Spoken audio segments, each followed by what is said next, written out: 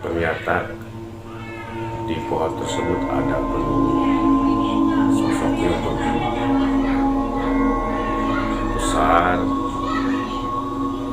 hitam.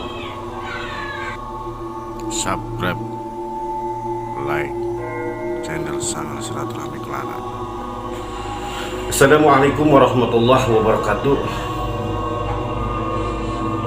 Pada para pemirsa YouTube Sanggar Silaturahmi Kelana yang selalu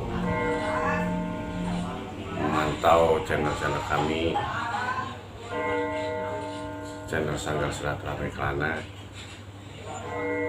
Untuk hari ini saya akan menceritakan kisah nyata yang sangat aneh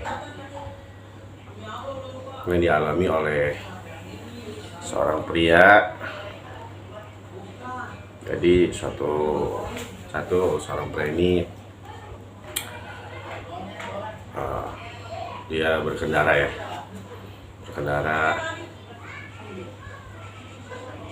Jadi pada saat dalam perjalanan ini kebelet untuk buang air kecil. Ya, akhirnya dia turun di suatu tempat. Di suatu tempat tersebut terdapat pohonnya begitu rindang. Namun pohon tersebut itu di bawahnya itu ada sebuah lubang. Dikarenakan seorang pria ini tidak tahu karena memang kebelet air kencing. Lalu dia buang air kecil itu ya sembarang ya, tanpa dia membaca doa terlebih dahulu sebelum dia buang air kecil karena kebeletnya ya. Nggak kuat dengan aneh ya. Nah, akhirnya dia buang air kecil di dekat pohon tersebut yang ada lubang. Ya, terdapat lubang. Lalu dia buang air kecil tersebut. Setelah berselang 1 hari, itu terjadi hal-hal yang aneh, bahwa ya sangat aneh juga ya kalau kita cerita ya. Jadi apa ya namanya, buah alat kelamin seorang pria ini hilang ya. Entah kemana hilangnya. Namun yang dialami sakit prianya ini, dia itu seperti orang mabuk lah, Jadi kalau bangun itu nggak seimbang ya, Saya sampai kebangun juga harus megang tembok, suatu alat batu ya. Sampai pada saat waktu itu dia sempat juga berobat, sempat di rongsen juga ya,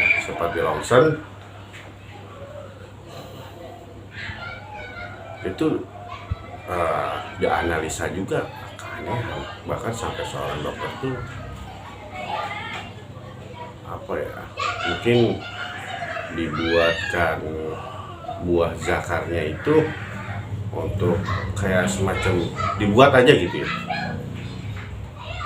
ya untuk operasi lah. Namun dari istrinya bertanya dengan suaminya, "Bah, coba cari kita alternatif lain. Takutnya Papa ini ada waktu kita di perjalanan, Papa itu buang air kecil itu sembarangan di bawah pohon." Tuh, menurut istrinya berbicara. Kata suaminya, apa itu ya? Nah, akhirnya istrinya menanyakan, ya, bertanya-tanya. Akhirnya bertemu dengan saya pribadi. Saya bilang, "Ada apa, Bu?"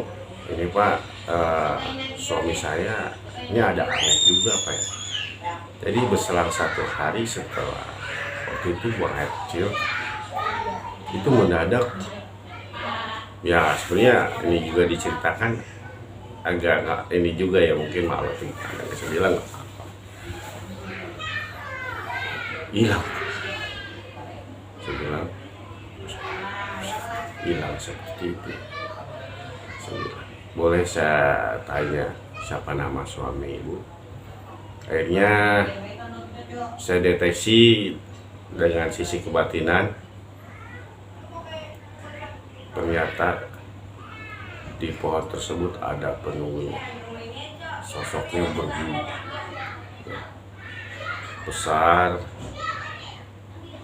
hitam, yang mendiami sosok penunggu tersebut. Dan sosok penunggu tersebut, jin tersebut tidak terima. Akhirnya ia mengalami hal seperti itu. Nah, saya bilang,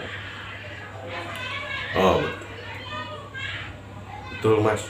Saya bilang, mas ini buang air kecil sembarangan.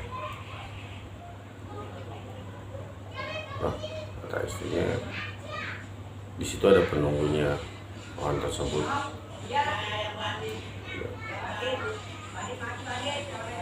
Dan ada sebuah lubang yang mas buang air tersebut terdapat di lubang situ. Ya Pak, saya minta tolong Pak, saya tolong sembuhkan saya nggak Pak? Insya Allah, saya bilang. Ya mari kita bersama-sama berdoa. Ya sebelumnya kita juga hadrotiat tawasul. Akhirnya saya berkomunikasi dengan sosok tersebut. Ya perwakilan ya dari pria ini ya yang buang air kecil sembarangan. Saya pribadi berkomunikasi dengan sosok tersebut, sosok tim tersebut. Itu minta maaf atas segala kesalahan karena tidak mengetahui di situ ada penunggunya. Jadi memang sosok jin ini yang berbulu hitam, besar, tanduk, memberikan pelajaran pada orang ini agar tak buang air kecil sembarangan. Bahkan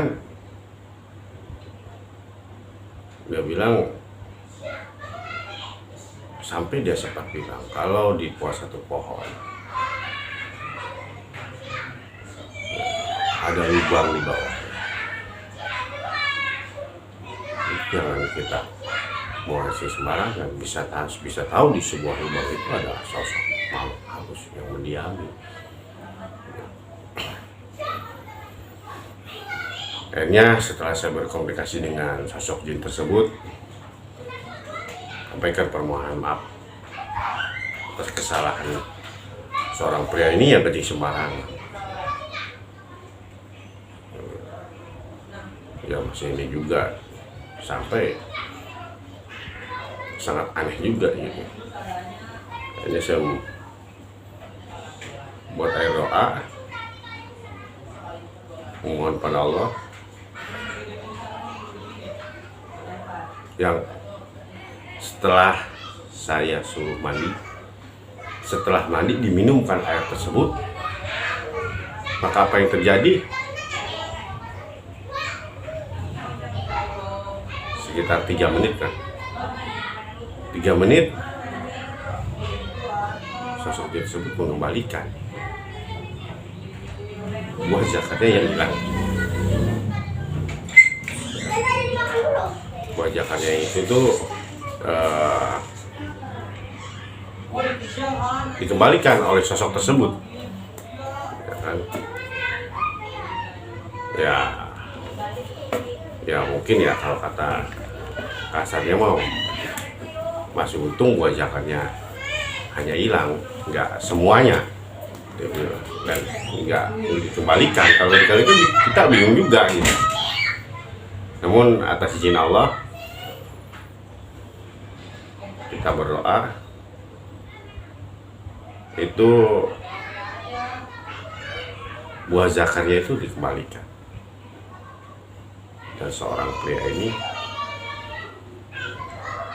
pada saat sekitar 3 menit dikembalikan, dia langsung sujud syukur.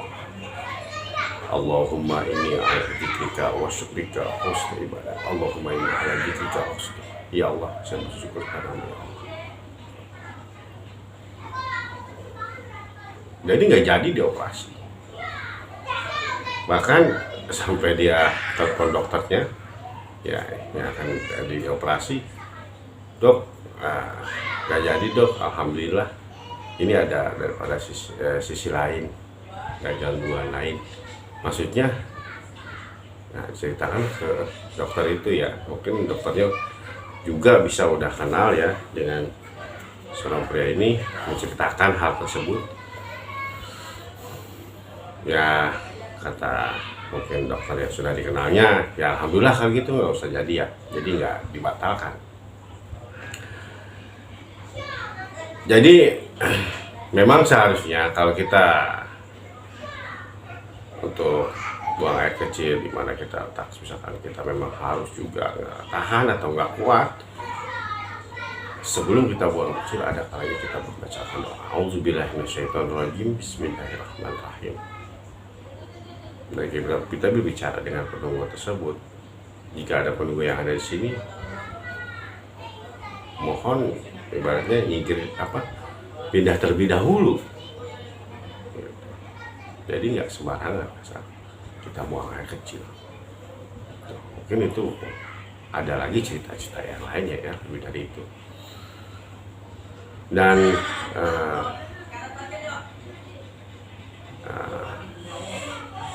suaminya ini dan istrinya setelah di rumah saya mungkin sekitar satu jam ya, 1 jam di rumah saya.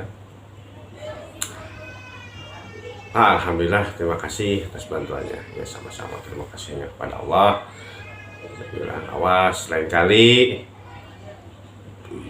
jangan sembarangan buang air kecil.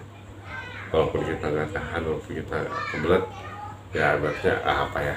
Kayak kebelet atau apa setiap hari. Baca doa terlebih dahulu. Ya, bukan berarti kita udah buang air kecil kita baca doa, bukan. Jadi sebelum buang air kecil kita baca doa dan kita mengatakan yang ada di situ. Sosok penunggu yang di situ mohon pindah terlebih dahulu karena saya maaf, saya nggak kuat nih untuk menahan buang air kecil ini gitu kan. Insya Allah kalau kita sudah berdoa sudah ibaratnya berkata dengan yang ada di situ, ya insya Allah minggir. Ya. Jadi nggak sembarangan langsung. Itu aja tips dari saya. Dan alhamdulillah masih sembuh, pulang, dan dia akhirnya saya kasih caranya seperti itu, saya beri nasihat seperti itu, jangan mengulangi kembali. Ya alhamdulillahnya sosok tersebut itu masih memaafkan karena ketidaktahuannya. Namun penyampaian saya itu disampaikan juga kita sekeburu-burunya kita kucing, seenggaknya kita membacakan doa terlebih dahulu. Terus kita pun berkata pada sosok penunggu di situ agar pindah terlebih dahulu, ya. Jadi kita nggak terkena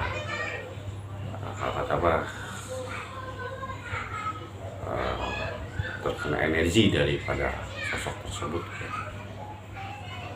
Sosok tersebut itu memberikan suatu penyakit kepada orang tersebut. Semoga kita dijauhi dari hal tersebut. Itu aja kisah nyata dari kami. Wassalamualaikum warahmatullahi wabarakatuh.